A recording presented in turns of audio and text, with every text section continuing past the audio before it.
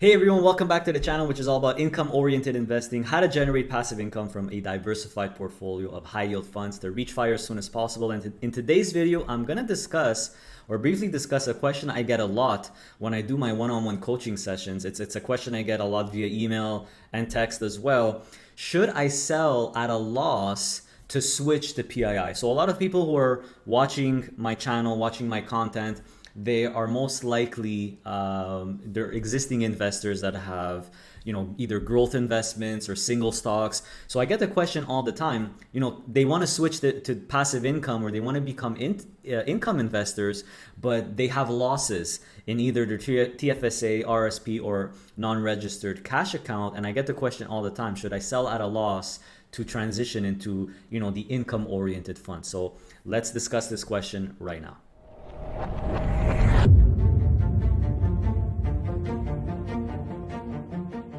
So to answer the question, should you sell at a loss? First of all, it's something you're going to have to figure out on your own, but I'll give you my advice and my overview of this, or my thoughts on this. Let's start with the cash account or the non-registered account, because that's actually the easiest one. So when it comes to the decision, it really depends. The biggest factor is going to be which account are we talking about, RRSP, TFSA, or the cash account. So for the cash account, in my opinion, it's the easiest one, where I usually say, yes, go ahead, sell at a loss. It's really not a problem. And the reason why I say that is because losses, and I have it right here, losses could be carried forward, or capital losses. So whenever you sell something at a loss, you could carry forward that loss indefinitely if you don't have any capital gains that year to offset it with. And not only that, many people don't know this, you could even carry backwards your capital losses for up to 3 years. You could carry forward them indefinitely and carry them back 3 years. So just like it says here, this is basically from Canada.ca. So this is legit. You can use a net capital loss to reduce your taxable capital gains in any of the 3 preceding years or in any future year. That's right, guys. So if you declare, for example, a $50,000 capital loss in 2022, which you're going to be doing soon, right, in 2023 when you file your taxes. Well, in case you don't have anything to offset that $50,000 loss, which means you don't have any capital gains that year to offset that 50 grand, you could actually go back in time for the last 3 years. So if you've declared capital gains in the 2021, 2020, or 2019 tax year, you could actually use that or get it back. You could go backwards up to 3 years with that $50,000 loss. Or you could carry it forward indefinitely. So when you do your taxes for 2023, let's say you have a $10,000 capital gain. Well, you could use that $50,000 capital loss. So now your $50,000 capital loss becomes $40,000, and you carry $40,000 indefinitely. So it's pretty simple. That's the reason number one. So this is only a cash account, guys. Okay, just want to make it clear, it's for the non-registered account. And carrying forward and carrying backwards, that's exactly what I did. So I'll just show you an example. This is my portfolio here. So in 2020, I actually realized a loss of $34,000. This was, the COVID year, and this was when I was really streamlining my portfolio. So I did sell a lot of stuff. If you've been with me a long time, you know basically what I did. I streamlined my portfolio and took losses while I was doing that. But I actually, when I filed my taxes for 2020, my accountant went back used this $34,000 loss and went back for these 3 years. You see here in 2017, I had a capital gain of just under 2,400, a little over 10,000 in 2018, a little over 6,000. So almost $18,000, $19,000 of capital gains in the 3 preceding years, which I actually used the $34,000 for to get a big tax refund, basically. And that didn't use up the whole $34,000, but it used up most of it, and then the rest just got carried forward.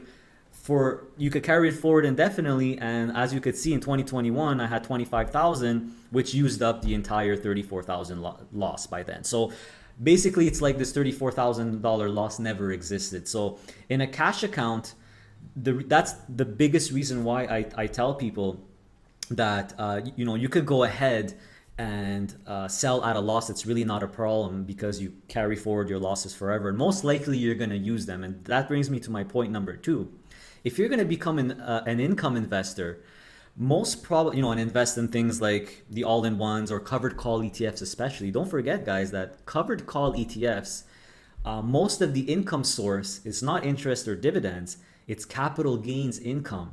It's capital gains income, which you could, use that for the losses that you've carried forward. So if you have a $40,000 capital loss that you're carrying forward the following year, you switch to PII and you made, let's just say to make it easy, $40,000 of $50,000 of income, but 40,000 of that is classified as capital gains. Don't forget that most of these covered call ETFs, the biggest source of income is going to be capital gains. I'm not saying it's all of it, but let's say you make $50,000 worth of income, and 40,000 of that or 30,000 of that is considered capital gains income. You could actually offset capital gains income with capital losses. It's the same tax classification. So this is why I tell people go for it for a cash account, because you'll be carrying those capital losses forever, and it's not a matter of if, it's a matter of when you'll be using them up, because a lot of the income you're going to get is actual capital gains,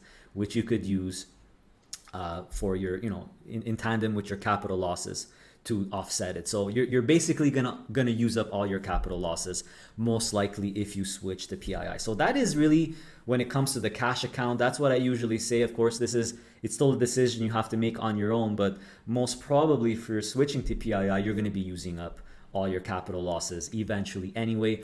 Or don't forget that you could go back 3 years in case you declared capital gains in the last 3 years and offset those as well and get a nice tax refund.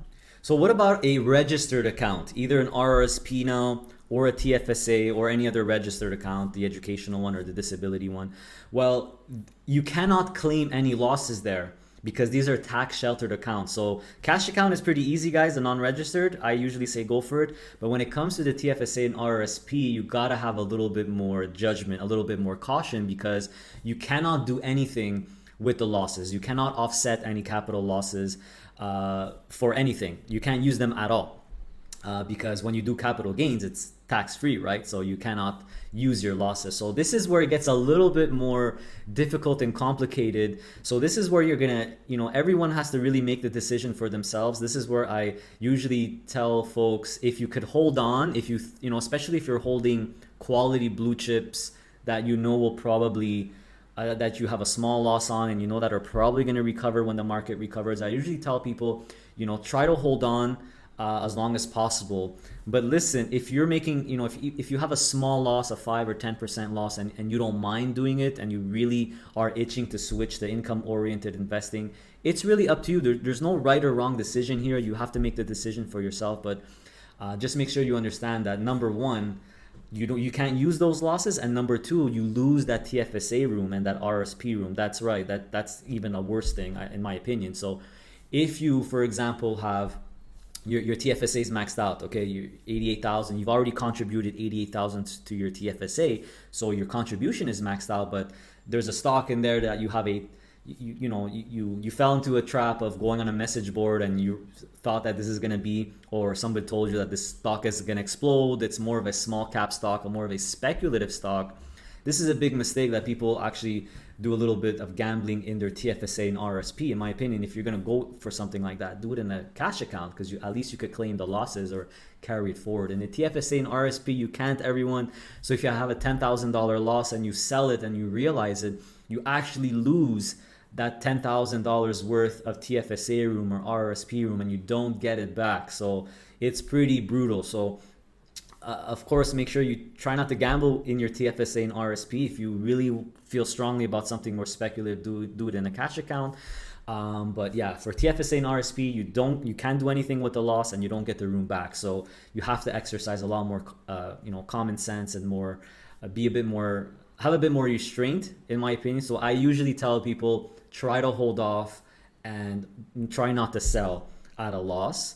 But if it's a small loss and you're okay with that, it's not a problem. This is where, it's not black and white. There's no right or wrong. It's really up to you. So that's what I have to say on this topic. Hopefully it helps you make the decision a lot easier for the cash account and the TFSA and RRSP. But in the end, we all have to make the decisions for ourselves. Hey, don't go yet. I have some important reminders, including some more recent ones, and I'll try to keep it as brief as possible. And for everything that I'm about to discuss, the links and info are in the video description below. So first of all, if you didn't know yet, I do offer a one-on-one coaching session where you'll have a 1-hour Zoom call with me where you could ask me all the questions you want, and I'll help you and assist you best I can. Just remember that I am not a licensed or registered financial advisor or planner.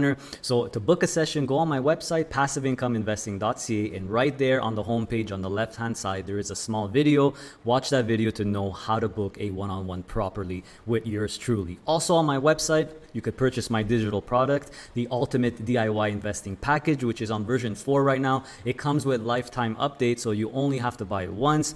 And this is really a reference tool or a companion tool to help you build your own portfolio according to your needs and your objectives. It has lists of funds. It has sample portfolios for both Canadian investors and American investors. So make sure to check it out on my website. I actually created a video which shows the product from A to Z because I don't want you to spend money unless you know exactly what you're getting. So make sure to check that video out on my website. And don't take my word for how good it is. Check out the reviews. There's over 300 of them and they are all 100% real reviews. So here's some more updated news or recent news. I am now on Blossom, a new investing app designed for investors. I've been using it for a few weeks now. I think it's really, really great.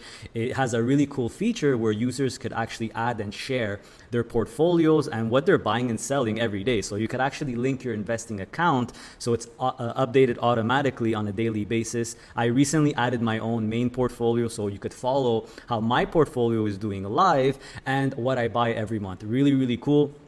It's like a mix of Facebook and Twitter, but specifically for investing. So get on your phone, click on the link in the video description below and download the app. It's 100% free, so you too could share your portfolio. Just remember to look for me and follow me. My username is Adrian, PII altogether. Also, I do have a referral link for Questrade, so you could get $50 worth of free stock purchases. This is the Canadian discount broker that I use and I recommend. Unlike Wealthsimple, the other popular discount broker in Canada, you could drip everything you want. It has all the stocks and it also has dual currency accounts. Very, very convenient if you're buying both Canadian stocks and American stocks. I have a Questrade video, by the way, which gives you a little tour of the features, so make sure to check that out. I also have a referral link for PASSIV. This is the portfolio tracking tool that I use to consolidate all our accounts to get a nice bird's eye view, so you can consolidate all the information together for easy tracking and stats as well.